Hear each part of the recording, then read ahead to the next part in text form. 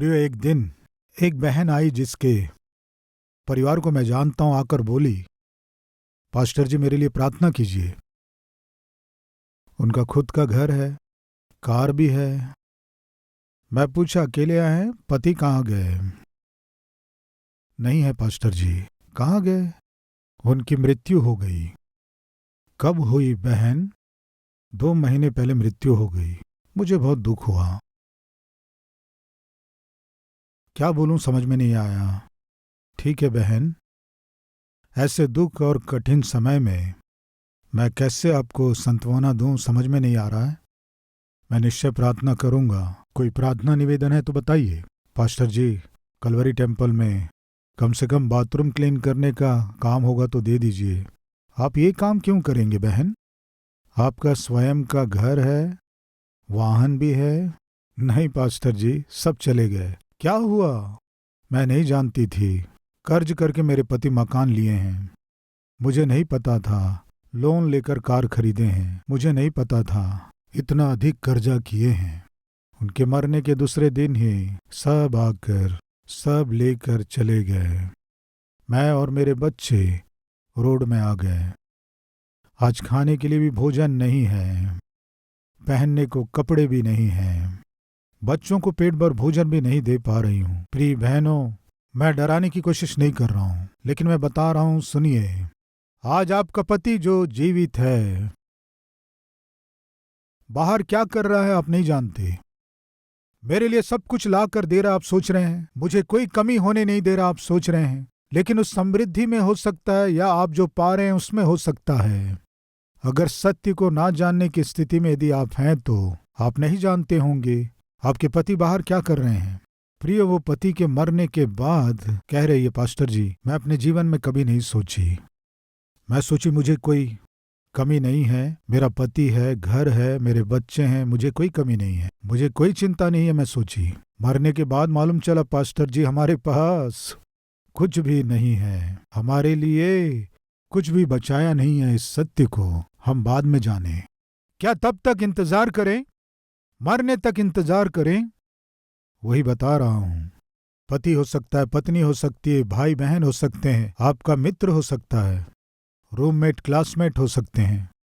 वे मरने के बाद, उसके बाद नरक में जाते तक हम इंतजार करेंगे क्या? या फिर जो सत्य को हम जानते हैं उन्हें बताएंगे? यहेजकेल की पुस्तक 33 अध्याय शुरू के कुछ वचनों को पढ़ेंगे। यहोवा का यह वचन मेरे पास पहुंचा, हे मनुष्य के संतान, अपने लोगों से कह, जब मैं किसी देश पर तलवार चलाने लगूं और उस देश के लोग किसी को अपना पहरुआ करके ठहराए, तब यदि वह यह देखकर कि इस देश पर तलवार चलने वाली है, नरसिंगा फूंक कर लोगों को चिता दे, तो जो कोई नरसिंगा का शब्द सुनने पर ना चेते और तलवार के चलाने से मर जाए, उसका खून उसी के सिर पर पड़ेगा। हे मनुष्य के संतान, मैं तुझे पहरुआ नियुक्त कर रहा हूं। प्रिय, उन दिनों पहरुए की जिम्मेदारी क्या थी जानते हैं? शत्रुओं की सेना या शत्रु आता है तो जो पहरुए जागते रहते हैं वे तुरंत नरसिंगा फूंकते हैं। नरसिंगा फूंक के समझो चेतावनी, खतरा सामने है, शत्रु आ रहा है, उठो। इस तरह चेतावनी देना है। ये पहरुआ जो है चेतावनी देने के लिए नरसिंहा फूंका। जिन्हें सावधान होना था नहीं हुए, शत्रु आकर उन्हें मार दिया। उनके खून के वे ही जिम्मेदार हैं। चेतावनी देने पर भी खतरा आने वाला है, नाश आने वाला है, संकट आने वाला है, शत्रु आने वाला है, आक्रमण करने वाला है, तुम्हें मारने जा रहा है, ये कहकर चेतावनी देने पर भी वो ध्यान नहीं दिया। अगर वो मर जाता है तो खून उसी के सिर पर पड़ेगा। लेकिन आगे का वचन, परंतु यदि पहरुआ यह देखने पर कि तलवार चलने वाली है, नरसिंगा फूंक कर लोगों को ना चेताए और तलवार के चलने से उनमें से कोई मर जाए, तो वह तो अपने अधर्म में फंसा हुआ मर जाएगा, परंतु उसके खून का लेखा मैं पहरुए ही से लूंगा। पहरुआ शत्रु को आता हुआ देखा। जिस समय चेतावनी देना था ना देकर लापरवाही से रहा, शत्रु आया, उसे मार दिया, वो मर गया, लेकिन उसके खून का बदला मैं पहरुए से ही लूंगा। परमेश्वर भविष्यवक्ता है, यह हिजकेल से इस तरह कहा। प्रियो, आप लोगों को नाश होते हुए देखकर मुझे क्या लेना देना, ये सोचकर यदि आप चेतावनी नहीं दोगे तो यदि वे नाश हो गए तो मैं तुमसे पहरवे के रूप में लेखा मांगूंगा। शायद परमेश्वर आपसे कह रहे हो, मुझे क्या मेरे भाई को कुछ हो जाए, बहन को कुछ हो जाए, मुझे क्या मेरे भाई बहनों को कुछ हो जाए, रिश्तेदारों को कुछ हो जाए, मेरे माता पिता को कुछ हो जाए। अगर ऐसे लापरवाही का जीवन आप जी रहे हैं तो आप कौन है जानते हैं? आप लेखा देने वाले हैं। ना भूले। कैन, तुम्हारा भाई कहाँ है? कैन क्या कहा? क्यों, मैं अपने भाई का रखवाला हूं क्या? ये कैन का उत्तर था। परमेश्वर कैन को दंड दिया। उसे क्या दंड दिया जानते हैं? भगोड़ा होकर घूमता रहे। क्यों, मैं अपने भाई का रखवाला हूं क्या? मुझसे क्यों पूछ रहे हो? तुमसे ही पूछ रहा हूं, क्योंकि तुम अपने भाई के विषय में जानते हो। इसीलिए परमेश्वर आपसे ही पूछेंगे, भाई बहन, कहाँ है तुम्हारा भाई? कहाँ है तुम्हारी बहन? कहाँ है तुम्हारे भाई? कहाँ है तुम्हारा पति? कहाँ है तुम्हारी पत्नी? क्या हुआ उनका? मैं क्या जानूं?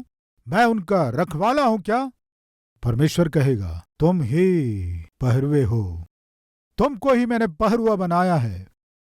जो लोग नाश हो रहे हैं उनको चेतावनी देने के लिए, उनको मेरे विषय में बताने के लिए तुम्हें ही मैंने पहरुआ बनाया है।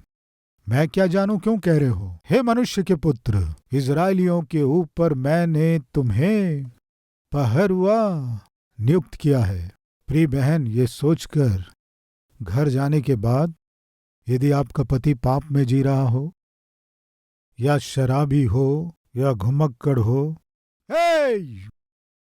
दरिद्र दरिद्र, नाश हो जाओगे, नरक जाओगे, हाथ पैर बांध कर नरक में डाल देंगे। इस तरह कहोगे तो उद्धार नहीं पाएगा।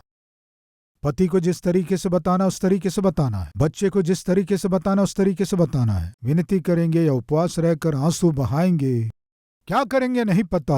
आपके विश्वास के आधार पर, आपके आंसुओं के आधार पर मेरा परमेश्वर आपके पति के, पत्नी के और बच्चों के जीवन में अद्भुत काम करेगा, इसमें संदेह नहीं है। क्यों जानते हैं? आपके परिवार की रक्षा करने के लिए परमेश्वर आपको पहरुए के रूप में रखा है। हे मनुष्य के संतान, तुम्हें चेतावनी देना है। चेतावनी ना देकर चुप रहेंगे तो, चेतावनी ना पाकर यदि वो नाश हो गया तो आपको चेतावनी देना था, चेतावनी नहीं दिए इसीलिए वो नाश हो गया, इसलिए उसके खून का लेखा निश्चय मैं तुमसे लूंगा।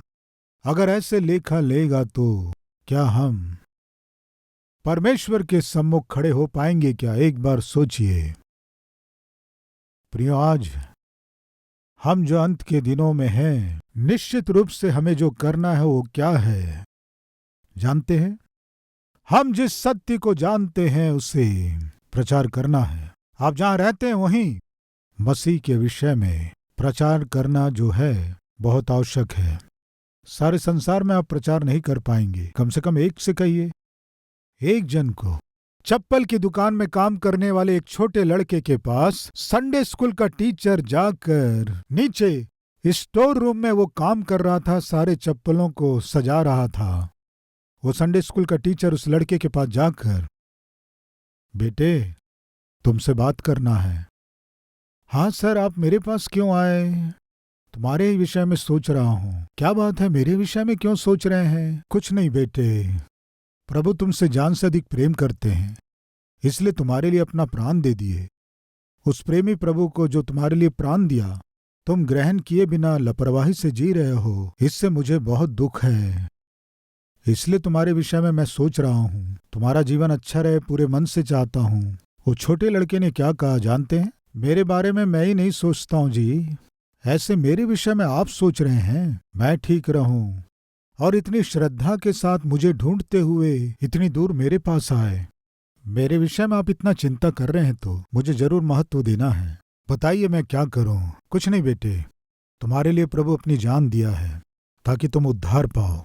तुम अपना जीवन प्रभु को सौंप दो, एक उपयोगी पात्र बनो। प्रभु तुमसे यही चाहता है। तुम प्रभु को अपना जीवन सौंपोगी क्या? उस लड़के ने क्या कहा जानते हैं? आज तक कोई मेरे विषय में इतनी चिंता करके यीशु मसीह के विषय में बताने वाले एक व्यक्ति भी नहीं मिले सर। आप मेरी इतनी चिंता करके मुझसे मिलने आए, यीशु मसीह के बारे में बताए। आपको मेरे प्रति इतनी चिंता है तो मुझे कितना होना चाहिए? बताइए मुझे क्या करना है, मैं निश्चय करूंगा। यीशु मसीह ने तुम्हारे लिए प्राण दिया, इसे स्वीकार करके उन्हें अपना जीवन सौंप दो, काफी है। सर, इसी क्षण यीशु को मैं अपना जीवन समर्पण करूंगा, ये कहकर घुटने टेका प्रियो। उस लड़के के लिए वो संडे स्कूल टीचर, उनका नाम किम्बॉल, संडे स्कूल टीचर, उस लड़के के लिए प्रार्थना करने से वो लड़का वहीं के वहीं उद्धार पाया। प्रियो, लड़का आगे चलकर अमेरिका और इंग्लैंड को सुसमाचार के द्वारा हिलाकर रख दिया। प्रियो, वो लड़का कोई और नहीं, डॉक्टर D.L. मोडी, प्रभु के महान सेवक। एक व्यक्ति के पास, एक छोटे लड़के के पास जाकर वो जिस सुसमाचार को जानता था उसे बताया। प्रियो, वो सुसमाचार क्या किया जानते हैं? पूरे अमेरिका को हिलाकर रख दिया। अमेरिका में लाखों लोगों को प्रभु के लिए जीता। आप सारे संसार में सुसमाचार सुना नहीं सकते। एक जन को, वो आपका छोटा भाई हो सकता है, बड़ा भाई हो सकता है, भाई बहन हो सकते हैं, मित्र हो सकता है, रिश्तेदार हो सकता है, एक जन को। प्रियो, अंद्रियास यीशु मसीह से मिला। पतरस के पास आकर, भाई हम मसीहा से मिले, जगत का उद्धार करता आ गया। क्या सच है? तुम्हें कैसे पता? मैं मसीहा से मिला हूं, आओ मैं तुम्हें उनसे मिलाता हूं। ये कहकर अंद्रियास अपने बड़े भाई पतरस को यीशु से परिचय कराया। यीशु मसीह का परिचय कराने से वही पतरस कुछ वर्षों के बाद यरूशलेम में जब प्रचार किया, एक ही दिन में 3000 लोग उद्धार पाए।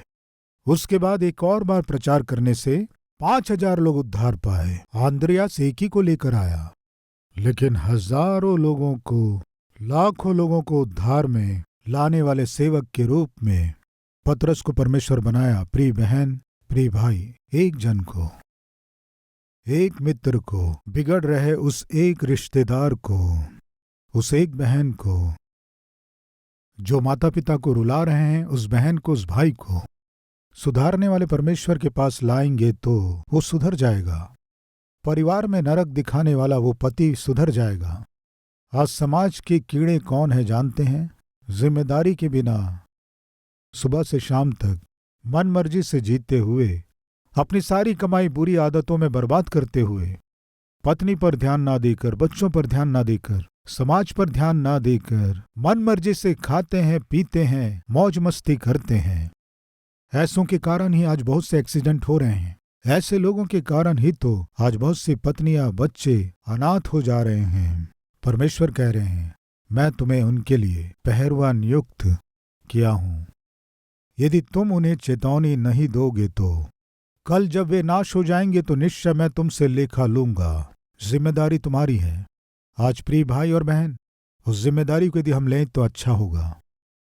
चुप रहने की अनुमति नहीं है। अंत के दिनों में मुझको और आपको जो करना है, अति महत्वपूर्ण काम क्या है जानते हैं? जिस सत्य को आप जानते हैं, उसे ना जानने के कारण जो नाश हो रहे हैं, उन्हें बताना है।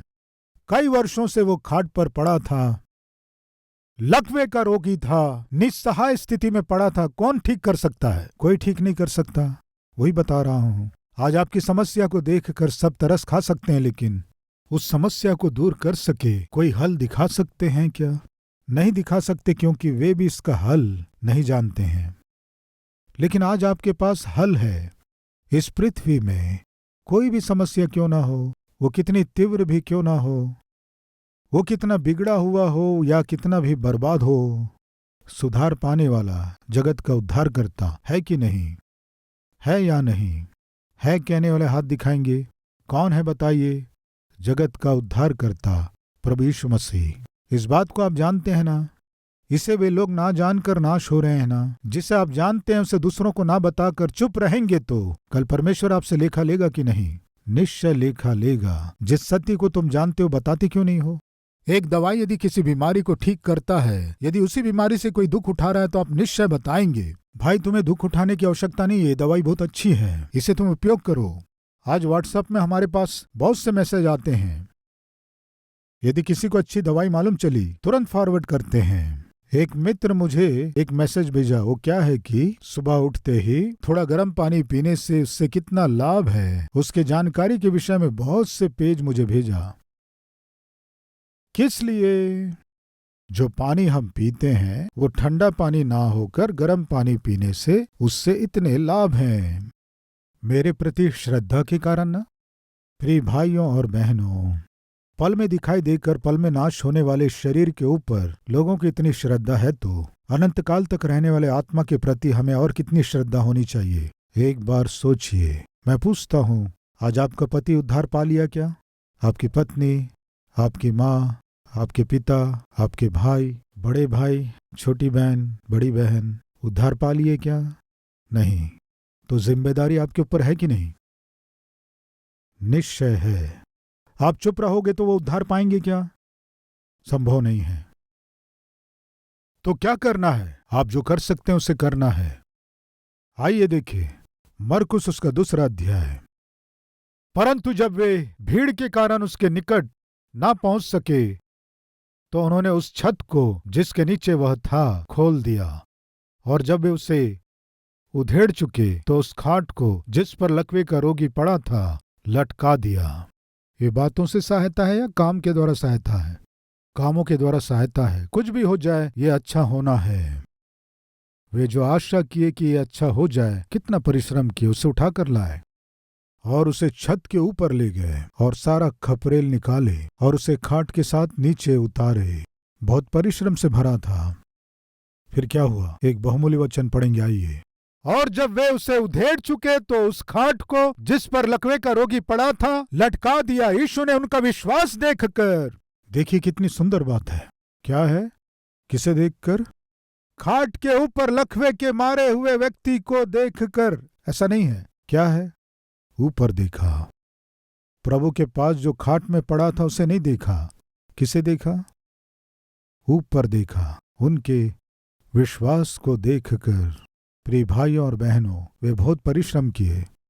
किसी भी तरह ये चंगा होना है, कोशिश किए, इसलिए छत के खपरेल को हटाए, ऊपर से खाट को नीचे उतारने की कोशिश किए, यीशु के सामने उसे ले आए। इन सब का कारण क्या है जानते हैं? उनका विश्वास। अगर वो चंगाई नहीं पाएगा तो उस घर का मालिक उन्हें बहुत गालियां देगा। ये क्या किए तुम लोग? पूरा खपरेल उखाड़ दिए, सारा छत खराब कर दिए।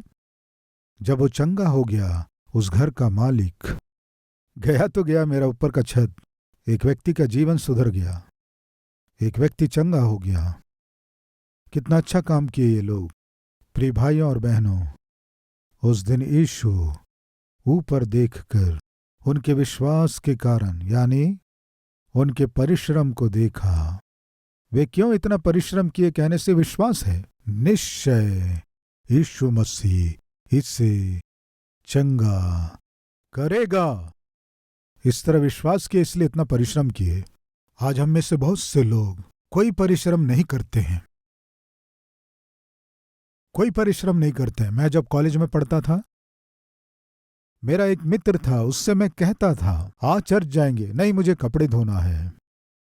नहीं, मैं चर्च आऊंगा तो मेरे कपड़े तुम धो के दोगे क्या?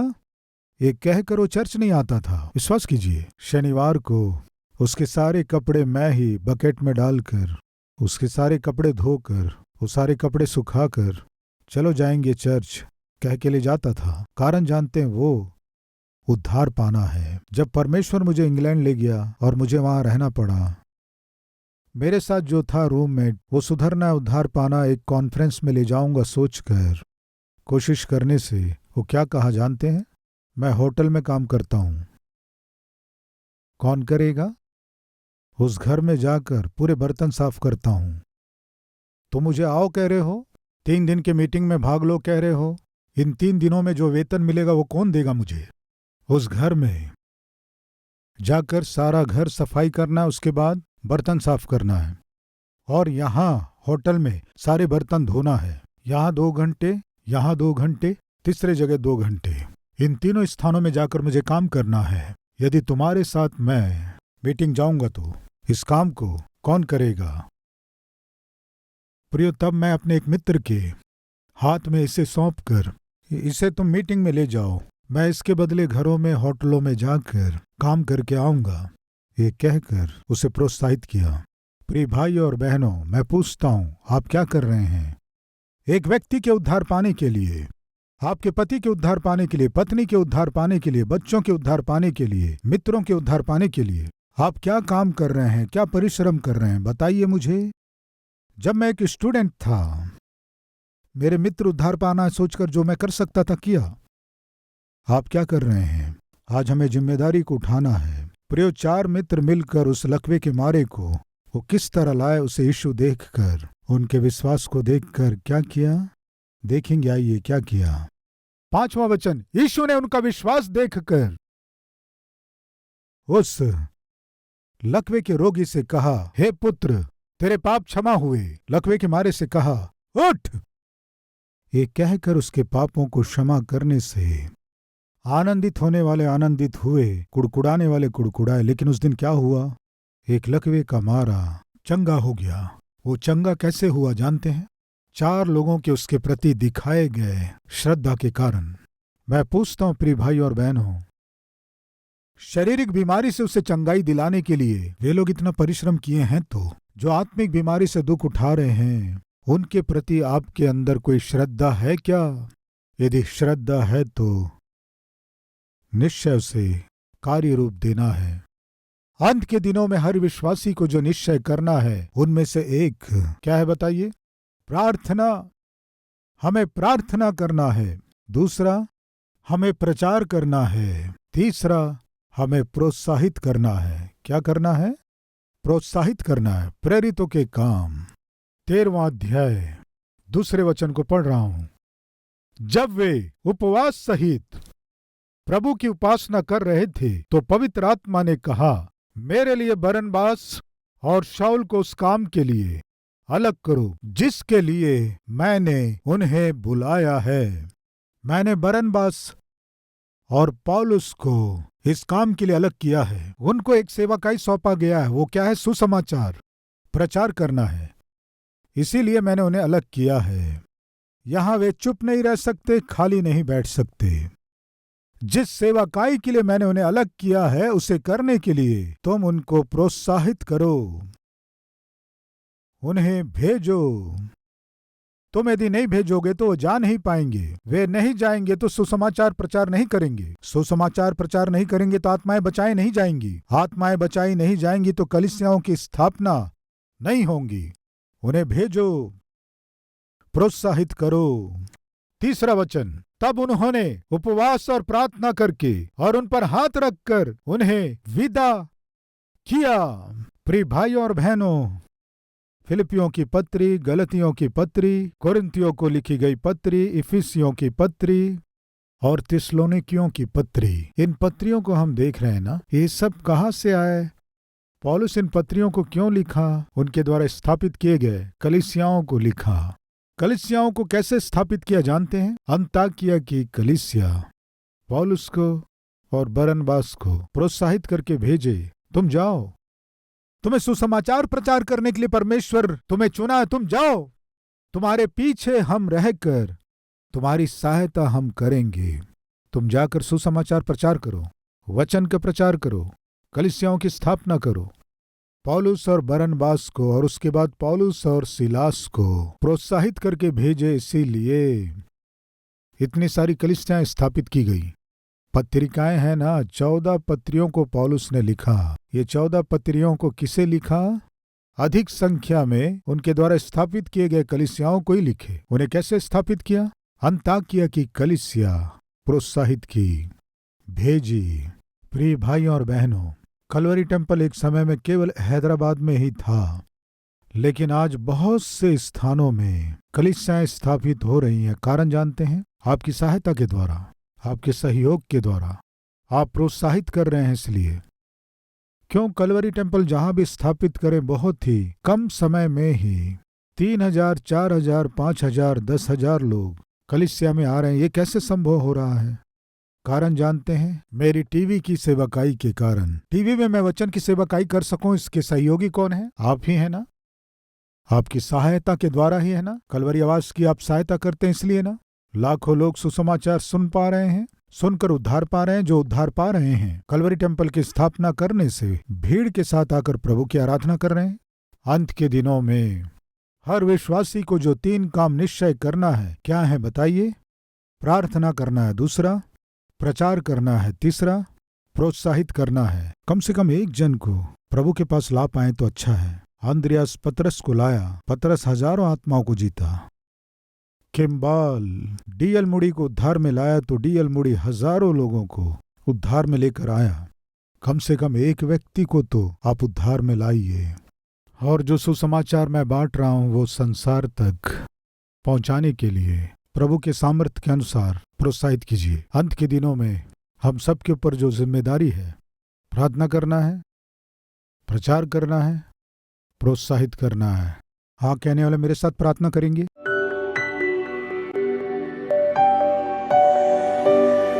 महान पवित्र प्रेमी परमेश्वर पिता, सत्य को छिपाने की अनुमति नहीं है। पिता, जिस सत्य को हम जानते हैं उसे हम अपने मन में नहीं रख सकते। हे मनुष्य के पुत्र, तुझे मैंने पहरुआ नियुक्त किया है। जिसे चेतावनी दो कहूं, उसे जाकर चेतावनी तुम्हें देना है। पिता, डीएल मूडी जी के पास जाकर सुसमाचार प्रचार करने के द्वारा डीएल मूडी जी उद्धार पाए। जिसके पास हमें जाने को कहोगे वहां जाकर, जिससे बात करो कहने से उससे बात करके आपके प्रेम को बांट सके, ऐसा सच्चा मन हमें दीजिए पिता। लकवे से ग्रसित पड़े हुए व्यक्ति को उठाकर लाना उतना आसान नहीं है। घर के छत पर ले जाना आसान नहीं है। खपरेल को निकालना उतना आसान नहीं है। परिश्रम से भरा है, फिर भी वे किए क्योंकि ये उनका विश्वास था। पिता, प्यार से बात करना ही मुश्किल है, घर जाकर लाना ही मुश्किल हो रहा है। जो नाश हो रहे हैं उनके प्रति जिम्मेदारी को लेकर आपके सुसमाचार को हम उन्हें सुना सके, ऐसा अनुग्रह प्रचार कर सके, ऐसी धन्यता दीजिए। सुने गए वचन को छोड़े बिना कार्य रूप दे सके, सहायता कीजिए। यीशु के नाम से मांगते हैं पिता, आमीन। हमारा पता Calvary, post box number 30, Kukatpally, Hyderabad 72।